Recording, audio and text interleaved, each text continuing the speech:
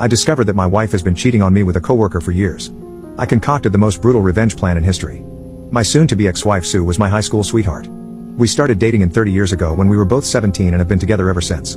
She's the only woman I've ever been with my entire life. We married 5 years later at 22, fresh out of college. A year later we had our first of 2 children, both boys. 22 and 17, 2 years I gave to her. I built her a house. Worked my butt off to give her the life she wanted. Sure, we had rough patches, but even in the worst of times, we found a way to pull through and come out the other side better. Which made the discovery of her affair that much more jarring. Flashback to a few years ago, when I first got the feeling something was off. For a good 2 months prior we were in a funk. I was on the mend from reconstructive knee surgery but still lacking in movement. At the time I only had about 55% range of motion on my knee. This took a toll on quite a lot in the house. I was out on workers' comp, as I had been injured on the job, and I was unable to do my usual household duties, so a lot got backed up. My sons would do what they could, but tasks only I was capable of doing had to be put on the back burner, or my wife had to do, which she wasn't pleased with. Things also crawled to a standstill in the bedroom between us. It had already slowed down prior to my injury, but in the state I was in at the time it completely stopped. During these months, Sue was spending more time hanging with coworkers after work. Between November 2019 to March 2020 it was a regular occurrence for her. Naturally I thought nothing of it. I've never in the 23 years I've been with her had any reason to worry or not trust her. She has her friends, I have mine, and we have mutuals. I'd go hang out with my friends all the time and there was no issue. It was all above board. It was around January of this year that I noticed something odd. Sue started getting noticeably distant with me. Sure, we were in a funk, but she'd never deny me affection to that point. The usual hugs and kisses she'd give me came to a halt. Her phone was attached to her hand long before my suspicion grew, but she'd always share and show me things she'd discovered on the web. DIY ideas and recipes on Pinterest, memes, all kinds of stuff. But she was now being guarded about her phone. Even her interactions with me became more snippy, as if she couldn't be bothered. So we're now in March. The vid has arrived and New York City is locked down. Our chosen careers fall under the essential designation, so neither of us have to work from home. I'd just been recently cleared to return to work after 5 months on the shelf, and I was eager to get back after it, as 5 months on my butt rehabbing my knee and not being able to do physical stuff drove me nuts. Within a week or 2 of the lockdown, my soon-to-be ex-wife alerts me that she's going to have to start putting in extra hours. Again, I think nothing of this because of her field. Of course, I was under the assumption it'd be every other day, but no. It was every day. And not just an hour or 2. She'd come home 3 or more hours later, and go straight to the shower, spend a little time with me, a little time with our son and then go to bed. As I'm able to support myself on my knee better, we started getting intimate again, but as you'd probably guess she wasn't mentally or emotionally present for it, which I noticed quickly. So by early April, the picture started getting clearer to me. All of the signs were pointing to the idea that she was having an affair. That's when I decided I needed to find answers. So I scoured the internet on things I should be looking for. Signs of infidelity in one's partner, and sure enough she was pretty much ticking all of the boxes on such behavior. So then my search inquiry advanced to how to find proof. I started with her social media. Looking at her Facebook entries from months prior, it's pretty much the usual. Pics of us and our sons, pics with her and her friends, and more than a few pics of her nights out with coworkers. In these pics, it's a mixed bag of her closest friends from work, and a couple folk I've never met from her work. But I see one recurring thing in a number of these pics, one guy. In every picture he's in, he's rather uncomfortably close to her. His arm is around her shoulder, or his hand on her lower back. Way to close for a guy I've never personally met. Needless to say that put a sour taste in my mouth. But that wasn't the worst of it. No. The worst was the fact that apparently, this dude is a friend of hers on Facebook and follows her on IG. So I go to look up his Facebook account and wouldn't you know it, I'm blocked. Why the hell am I blocked from seeing this guy's Facebook account, but he's friends with her on Facebook? Now I'm in Batman detective mode. At that point, I wasn't even trying to deny it. I knew she was cheating on me with this guy. My mission was to find out for how long. And over the course of April and May, that's what I did. You know, I never had any clue the depth of info you could secure from phone, text and email records up until then. We have a family plan cell phone package, and I was able to pull up quite a bit of data. My soon-to-be ex-wife's data history was telling. The 2 most frequent numbers she had interacted with from October 2019 to April 2020 was my own, and a number I'd never seen before. Take a wild guess whose number it was? A quick check on Google and I confirmed it was the dude from the photos who blocked me on Facebook. We'll call him Dave. Again, the picture becomes even clearer at this point. But a lot of their messages and texts were disjointed, which meant she was deleting a lot of them. I knew she was cheating on me with this guy, but nothing in the data could serve as a smoking gun. I needed more evidence. It's at this point that I tell my best friend Oz what I had found. He asked me if I could confront her with what I had, and I said no because I felt like it wasn't enough. That's when he told me about an app that I could download to apparently spy on her communications in real time. I got it installed, sync up my data plan, and waited. Within days of doing so, I finally saw it. A text string between the 2 of them talking about how much fun they'd had the previous night, and making plans to do it again that weekend. Boom, gut punch. To say I was completely devastating was an understatement. I guess that moment counts as my D-Day, and for the next 2 days after I was just broken. I actively distanced myself from her those 2 days immediately after D-Day, which she was noticeably shaking by.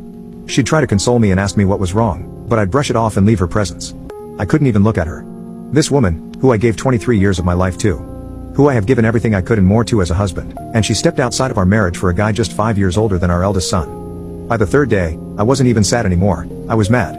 I contacted Oz to let him know my suspicion was confirmed, and he asked me had I confronted her yet. My answer was no, and I told him I wanted payback. I didn't want to just divorce her, I wanted to destroy her. I wanted to leave her life in shambles and effing ruin her. It was going to take time to do so, and I devised a plan. In my readings and research on infidelity, I had saw a quote that resonated with me that went the enemy of infidelity is unpredictability. Or something to that ilk. That was going to be the basis of my plan. I was going to make her life hell on wheels, while also secretly planning my exit strategy. So we're now in early June, and I've still got the app installed. Pretty much every night, I'm gathering as much data as I can seeing their back and forth messages. They're talking like it's a full-blown relationship they're in. Texting lovey-dovey romantic stuff, explicit pics, the whole effing bag. At that point I had stopped looking at any of it. I was just collecting info and cataloging on my private FPS server. Meanwhile, I start doing things out of the ordinary. I start going out at odd times. I start coming home even later than she does. In her presence, I'm on my phone a lot more than usual, and when she asks what are you up to, I just simply say just stuff and put my phone away. I'd also changed my login info on everything, so she couldn't access any of my stuff. Mind you, for our entire marriage, we'd never hid anything from each other. But right around I'm assuming the start of her affair, she'd changed her password on Facebook, as well as on her phone stating she had to because of the security breaches in recent months. Yay, really nice cover for hiding your affair from your husband. Anyway, I'd clued Oz in on my plan, as well as telling my older and only sister and 2 more of my closest friends what was going on. These are people I trust with my life, and I swore them to secrecy. For context, Oz and I have been friends since we were kids. The other of our friends Joey and Nina we've known since high school. Make note of Nina, she comes into play down the road. I discovered that my wife has been cheating on me with a coworker for years. I concocted the most brutal revenge plan in history. My plan was working perfectly. July comes, and my soon-to-be ex-wife is in full paranoia mode. She's texting and calling me a lot more frequently now, asking me if I'm going to be home when she gets home, when am I coming home while she is and I'm not, asking me what am I up to, the works. I can see the seed planted in her head the month prior is starting to sprout, especially in her communication with her affair partner Dave. She's confiding in him her doubt and confusion. Telling him that I'm getting cold and distant. The effing nerve of this woman. In the interim of these interactions with Dave, she suggests that maybe they should stop meeting up at our house because she has no idea if I'd just show up, confirming that yes, she's had this F-wad in my home. Thanks lovely wife Sue. Dave asks her in that specific communication was she worried about me potentially cheating on her, which actually ticked her off. I can't even begin to describe the level of joy and how many laughs I got out of reading that exchange. My cheating wife arguing with her affair partner over if she's mad her husband could be cheating on her. Oh the effing irony. Now bear in mind, I'm not hooking up with anyone. When I leave, I'm usually at my best friend's Oz or Joey's throwing back some booze, watching fights and spending time with my brothers, or at my big sister's house hanging with her and my brother-in-law, who's like an older brother to me. We'll fast forward now to October. That's when things seriously pick up. I've been in my faux affair for 3 months now, and Sue is hyper aware of the fact that I'm actively pulling away from her. It's been as long as the day I enacted my plan until the day she confronted me, October 20th 2020 that I'd even touched her. No hugs. No kisses. No initiation of intimacy. Nothing. Not like she needed it, she was still effing Dave, just at his place or at motels. So that afternoon she calls me at work, which wasn't rare before all this began, but certainly hadn't happened in a while, and asked me to come straight home after work saying she had something important to tell me. I'm not gonna lie to you all, I half believed she was going to come clean about her infidelity, but she of course didn't. Instead, I got home to her asking me if I was unhappy with her. The effing nerve.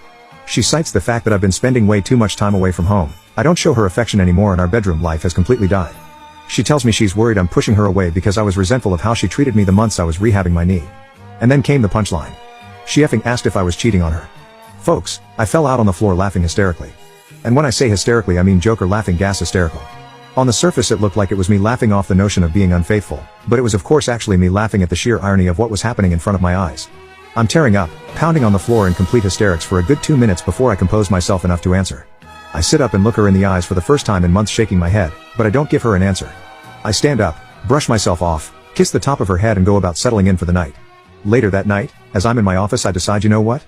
Given the brevity of what happened, I wanted to see what she was telling him. So I fire up the app and sure enough they're actually texting in real time. She tells Dave I know he's cheating on me. I asked him tonight and he literally laughed in my face. He fell on the floor and laughed for like 5 minutes. He doesn't even care how I feel anymore. I don't know how or why, but he's gone. I know I've lost him. This is karma, I know it. The smile I had on my face reading. That must have resembled a Cheshire cat.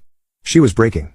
Dave attempted to console her, saying that if I cared enough for her, she wouldn't have had come to him to give her what I wasn't giving her, but the tone of her responses told me she was having doubts now. She had the nerve to step out of our marriage because I was unable to fulfill my role as a husband due to legitimate injury, and kept the affair going for nearly an entire year, but the idea of her losing me to another woman was enough to make her waver? What a effing weakling. Now, during all of this I was also exacting the second part of my plan for payback, getting all of my affairs in order financially. In September, I had met with a family attorney to get the ball rolling on divorce paper, with the mountain of evidence I'd piled up to that point. New York is an at-fault state as far as divorce, and the overwhelming amount of proof I'd gathered displaying Sue's infidelity pretty much solidified I could nail her to the effing wall in a divorce case. My lawyer instructed me to get all of my financials in order in preparation for whatever division of assets might come as result. I went one better than that, secretly pulling all of my money out of our joint account and putting it in my personal account. I also started shopping around for an apartment as part of phase 2. We're now in November and I've not changed my behavior. In fact, I've ramped it up. This is where my friend Nina comes into play. For context, Nina and Sue have never been what you call close. I met Nina freshman year of high school 2 years before I met Sue. Even way back then, Sue has seen Nina as a threat, as she's my closest female friend. There's always been an implied I don't trust her from Sue regarding Nina. She's never addressed it directly, but it's obvious to anyone who pays attention. Conversely, Nina's never been a big fan of Sue. Early in me and Sue's relationship, Nina called to attention to me how Sue was pretty much imposing herself into our little square of friends, whereas I didn't do the same with Sue's set of friends.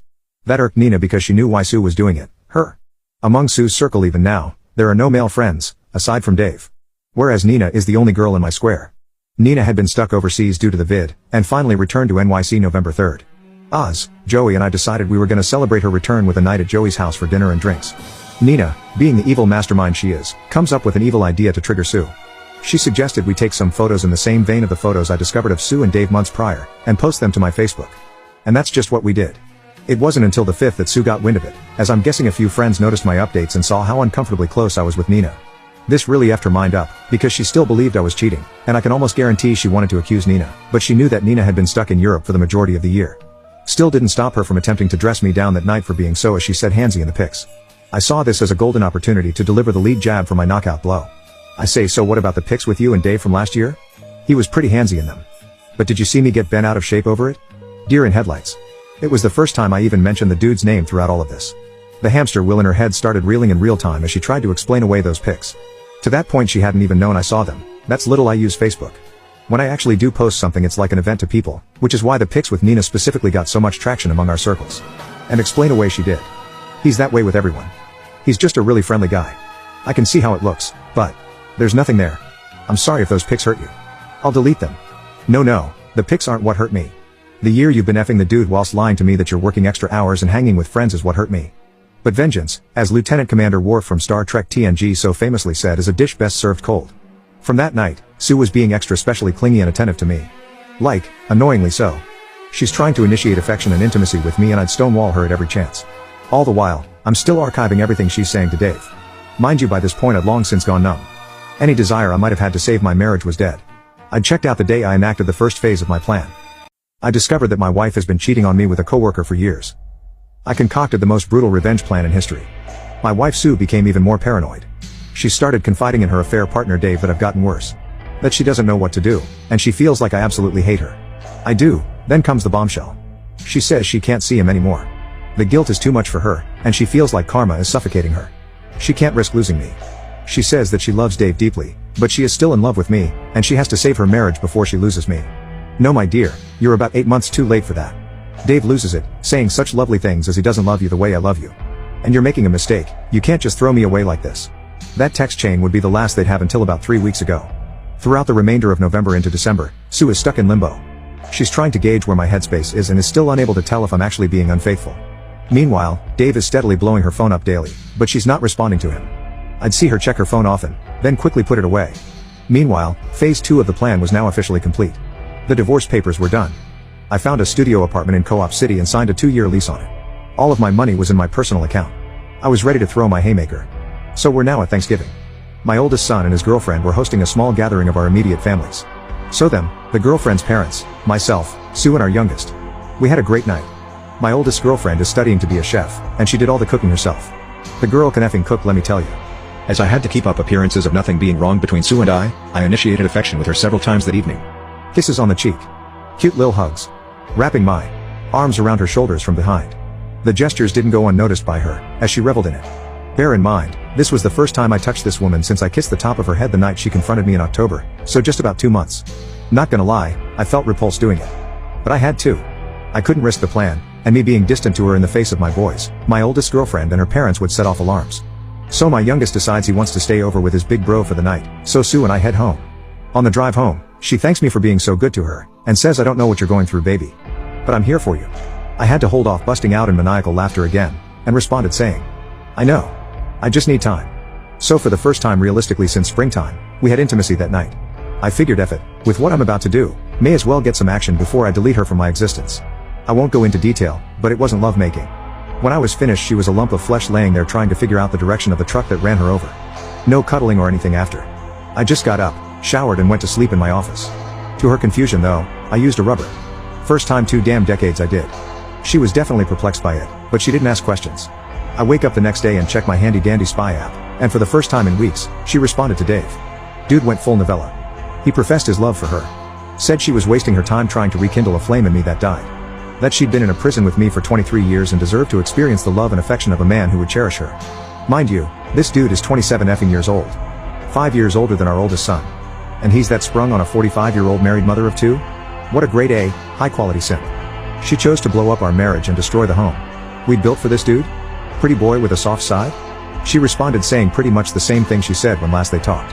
That she loves him, and enjoyed their time together, but she can't lose me. I'm still the love of her life, but she'll always have a place for him in her heart. That they can still be friends if he chooses, but the physical relationship between them is over. He begged her to see him one last time that week, and yet, you guessed it, she said yes. One more for the road, right? Who am I to say anything? That's what I did to her the previous night. Of course I added all of that to the archive I'd compiled. December 4th is when Phase 3, the final phase of Operation Shinobi Ghost started. The divorce papers were in hand. My new place or residence was set up.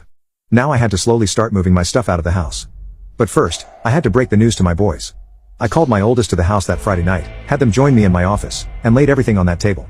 Not the specifics, but that their mother had been cheating on me for over a year, and I was going to be filing for divorce soon.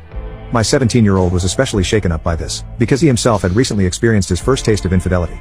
Yep, his first girlfriend had cheated on him just 4 months prior. Seeing his heart broken a second time at the idea that his own mother was capable of doing this hit him hard. My oldest took it a lot better, and suggested taking his brother in to live with him until this blows over, to which I agreed. We packed up some of his stuff, and he asked me was I going to be okay. I told him yes son. I'm going to be alright. And so are you. We're going to be alright, I promise. And then they were off. The hardest part was now over, and it was now time to arm the nukes. Over the next few weeks, day by day Oz would help me get a little of my most sensitive stuff out of the house. Gave him a list of all of the definite stuff too. Grab while Sue and I were at work and left him the spare key. This was all stuff Sue wouldn't notice was missing unless you told her it was gone. I'd also gotten a new phone and phone number, and told everyone who needed to know my new contact info. Meanwhile, I'm keeping up the rows with Sue and she's none the wiser. Trickling bits and pieces of affection to her just to keep her off of the trail, whilst she's still in contact with Dave. Not to the extent that they've been prior, but there's still an emotional thing happening. The fog is faint but it's still there. All the while, I gather everything, and I do mean everything. Every bit of data I've archived since I started the plan, call logs, texts, pics, emails, everything, and start making printouts. Folks, I must have spent over $1,500 on Staples supplies. Printer ink, paper, binders, the works. And I cataloged everything in order, from the beginning of the affair until that last bit 2 weeks ago, December 16th in the binders. 14 of them. I then put each one in a box, and gift wrapped each, addressing them to various people.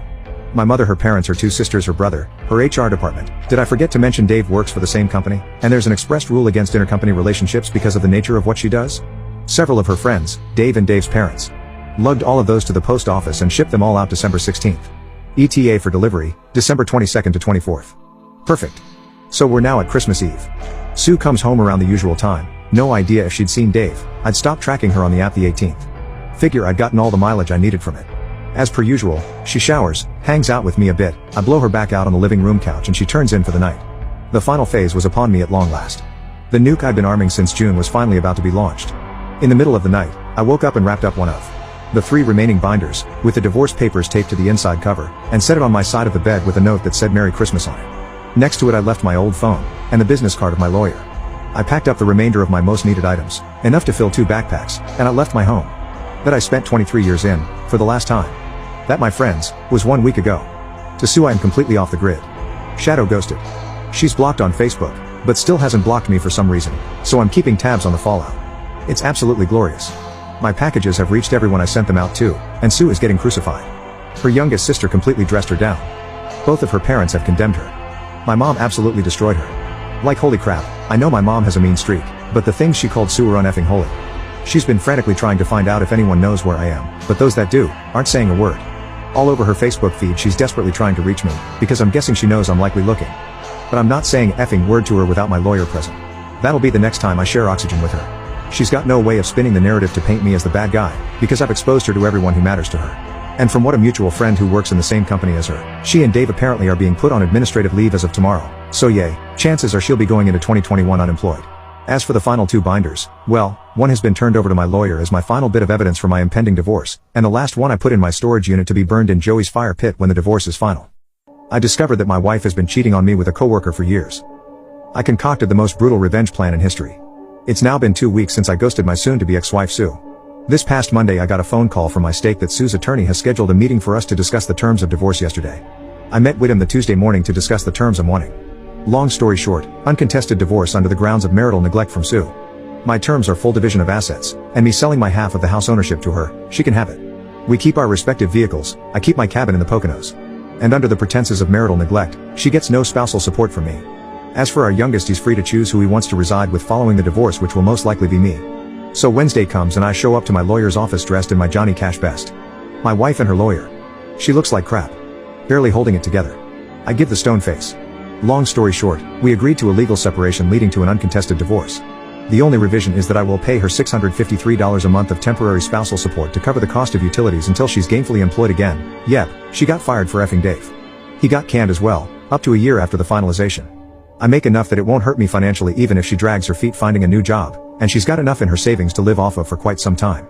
Once a full calendar year has passed after the finalization date of the divorce is passed, she's on her own. Small price to pay for being rid of her cheating butt. It'll take roughly 3 months for things to go through, so early April if there's no mess-ups, I'll be free of her.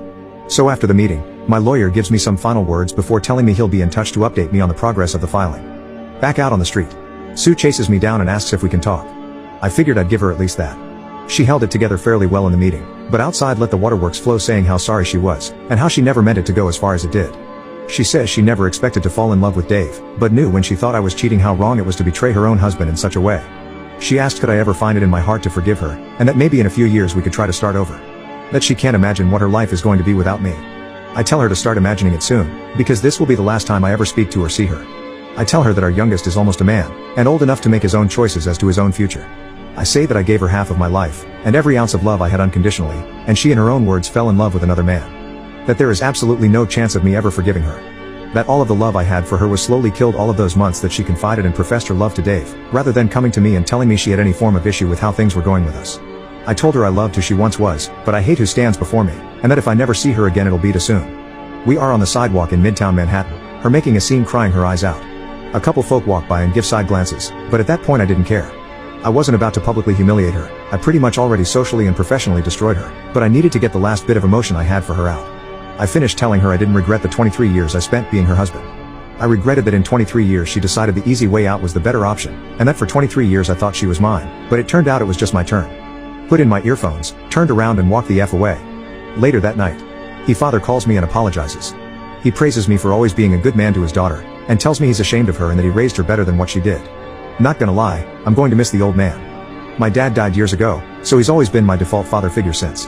But I can't see myself maintaining a relationship with anyone on her side of the family. After that call, I went on Facebook and symbolically changed my relationship status to divorced. Yeah, it's not final yet, but in my eyes it's over and done. Like I said, when I make a post on Facebook it's an event, so plenty of folks started hitting me up over Messenger asking questions, and I laid it all out that I filed for divorce with Sue earlier in the day. Of course my friend Nina called me, shocked that I pulled the trigger so fast. Obviously I was already in the process of it when we spoke, but she had no way of knowing how far it was along. I asked her if she could come over, and of course she came running. Me and Nina slept together, and she stayed the night. We laid in my bed and talked into the hours of the morning, and I haven't felt this level of relief and connection in a really long time. Nina gets me, and I can't get enough being around her. Since the day she confided in me she's all that's been on my mind. Yeah, I know some folk are gonna say it's effed up I'm moving on so fast, but as far as I'm concerned my marriage ended the day Dave let Sue touch his pecker, so I'm about due. I discovered that my wife has been cheating on me with a coworker for years. I concocted the most brutal revenge plan in history.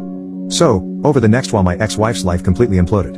Then last night turned into an effery of a effed up kind. As only my closest friends, 2 sons, older sister and mother have my new contact info, and I've completely blocked my soon-to-be ex-wife on all social outlets. She has had no means of reaching me since I left her Christmas Eve, but some of our mutual friends still do. Last night I'm hanging out in my apartment and I got a voice call notification on Messenger from one of said friends, one of the few who hadn't abandoned her following me outing her affair. She didn't waste any time when I answered, and said she had gone to check on the soon-to-be ex-wife Sue and found her passed out in the bedroom, having attempted to take her life. She's in the ICU in critical, but stable condition. The doctor said that she will likely pull through. She's clearly not going to be well after.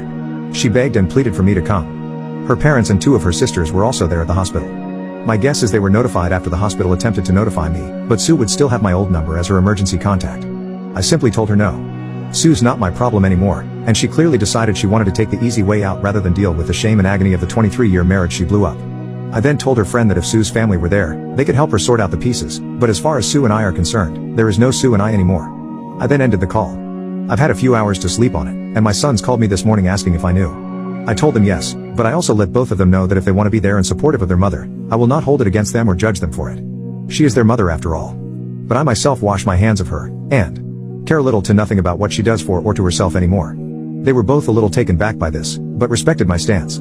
However, now that the news has broke about her suicide attempt, many of those friends who dropped her are all starting to surface again, and saying I need to be there for her.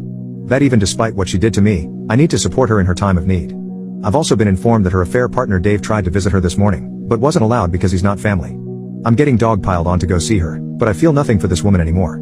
I haven't for a very long time. I checked out during the process of getting my payback for her betrayal, and I stand by the fact that I don't care at all for what she's done. In fact, it makes me hate her even more. I want to be perfectly clear, I am not going to visit Sue. She waived her right to me caring about her well-being the day she let Dave put his PP inside her. This might come off as heartless, because despite the cool, calm collected way I've been throughout my ordeal, my feelings are still very much raw, but I don't give a F about this woman. Haven't for a very long time. She can rot in the darkest pit of hell for all I care. Let everyone else help her fix her. My obligation to ever care about her well-being ended the day we signed the separation agreement. I just needed to get this off of my chest. If you're going to cast judgment on me for feeling how I feel, save it. Let her effing rot. Final part, I discovered that my wife has been cheating on me with a coworker for years. I concocted the most brutal revenge plan in history. On April 13th, just 1 month ago, Sue officially became my ex-wife. I was initially told by my lawyer that it would go through on the 18th, but due in part to things here in NYC starting to open up with the lowering of COVID cases, it was pushed through a few days earlier. My lawyer Jeff gave me a call on April 12th and asked me to come see him the following day. When I did, he handed me the finalization notice and shook my hand. I couldn't just leave it at that, so I went in and gave him a hug and thanked him for all he'd done for me. On my way home, all I could do was just replay mental movies of everything. The last 24 years of my life. All of the memories. All of the history. When I stepped into my apartment, it finally happened. I hit the floor and all the emotion that has been compressed in me came pouring out. I haven't cried like that in ages. But it wasn't a sad cry. Not by any means. My soul felt like it had been set free after being held in the deepest, darkest abyss. The phone call I made that night was to my 22-year-old son. I kept it short and sweet, saying that it's finalized and his mother and I are no longer married as to that day. He asked how I felt. I'm sure he could tell in my voice I'd been crying, and I told him I was fine. My 17-year-old son got on the phone next and we spoke for nearly 90 minutes. My eldest and his fiancée have been doing a great job looking after him, and he's still, like myself, going to therapy. I won't go into detail about what we spoke of, but I will say there's still a lot of work to be done specifically with his view of relationship. Nina came to see me later that night as she always does, and obviously I gave her the news. She just wrapped her arms around my waist and held tight as yes. I cried again.